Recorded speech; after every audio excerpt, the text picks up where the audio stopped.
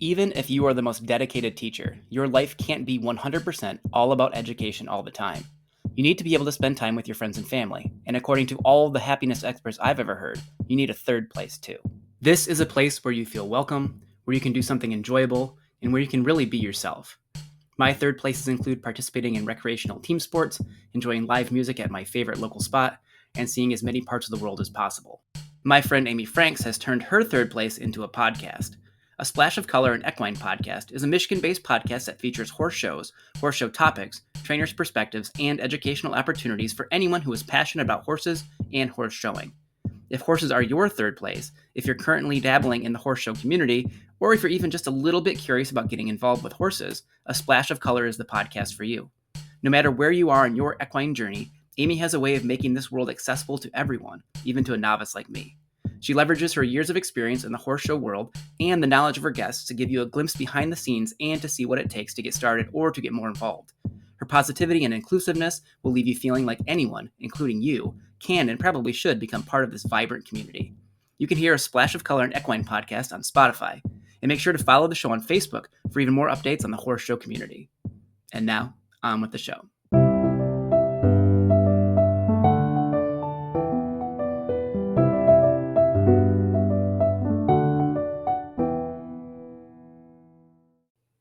This is Lessons We Forgot, and this episode is called Kids These Days.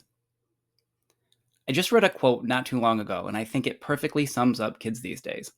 It goes like this: Children today love luxury. They have bad manners and contempt for authority. They show disrespect for their elders, and they chatter instead of doing any real work. That's 100% correct, am I right? It's easy to see that the generation that we're teaching right now is the worst behaved, most lazy, most entitled, least respectful, and most ill-mannered group we've ever seen. I can't be the only one who's noticing this. I know I hear you guys saying similar things to me all the time, and parents have noticed too. I can even hear them complaining to me at conferences about how terrible their kids are. So, who made this very astute quote? Which truth teller has been brave enough to finally tell it like it is? Oh, well, that was actually a quote from Socrates 2,400 years ago. Since then, each generation seems to have their own doubts about the generations that follow, and what might be corrupting them. Before phones, it was TV. Before TV, it was radio. I mean, what's more wholesome than radio? CDs were censored in the 90s to keep kids from listening to the wrong kind of music by putting parental advisory stickers on them. Joke's on the censors, though. That just let us know which CDs to buy. Even comic books had their own censoring board in the 1950s. There was even a moral panic after the invention of the printing press in the 1500s because of the corrupting influence of books. Yes, books. Turns out that kids these days aren't really all that different from kids in the past. To be brutally honest, they probably aren't all that different from us when we were their age. And a lot of kids these days are lazy and entitled and disrespectful and ill-mannered, but so were the kids a decade ago, and so were we. Of course, this current crop of young people is dealing with their own unique issues and obstacles, so it stands to reason that they have their own way of expressing what it's like to be young right now. I remember when I was young, kinda. So many people were up in arms about the dangers of violent video games and TV shows. This was when video games like Street Fighter and Mortal Kombat were super popular, and every cartoon seemed to be about a young, genetically altered martial artist reptile. They said that media like that would desensitize us to death and make us overly violent. We'd all be criminals, they said. But then the crime rate actually dropped, and continued dropping for pretty much the last 40 years, and most of us turned out just fine. Look, I'm not saying that kids these days have it easy, because they don't, or that we don't need to worry about the effects that new things like social media might have on them, because we do, but I'm pretty sure our parents and teachers were having the same conversations about us when we were kids. But then eventually we became the adults. We learned not only from our mistakes, but from the mistakes of generations that came before us. We all know that kids these days have their issues, but they also know way more than my generation did about the importance of mental health. They are much more accepting of people with differences.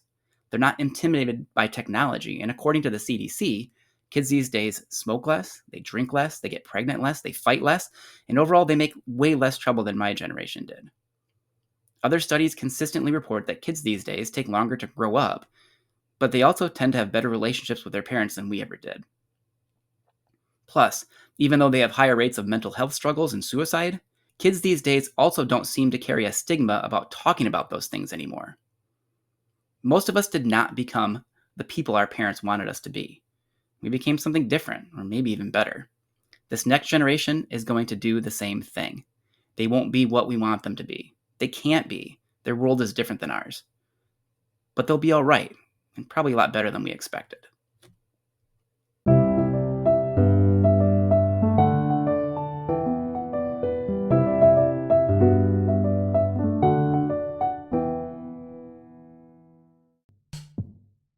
Thank you for listening to this episode of Lessons We Forgot. I'm the host, Chris Winkle. You can contact me at lessonsweforgot@gmail.com, and please do. I'd love to hear what you think about the show and any suggestions you might have. If you enjoyed this episode, please share it with a friend. That is the best way to help grow the podcast. If you want to hear more Lessons We Forgot, we post new episodes on Sunday nights. And when you like, rate, and subscribe to the show or leave a comment, that also helps the show reach new listeners. If you really hate ads like me, I do have a Patreon site, patreon.com/lessonsweforgot. For only $1 a month, you can get the show without ads. I'm offering a free trial right now, so go check it out and see if it's something you'd be interested in. Thanks again for your support.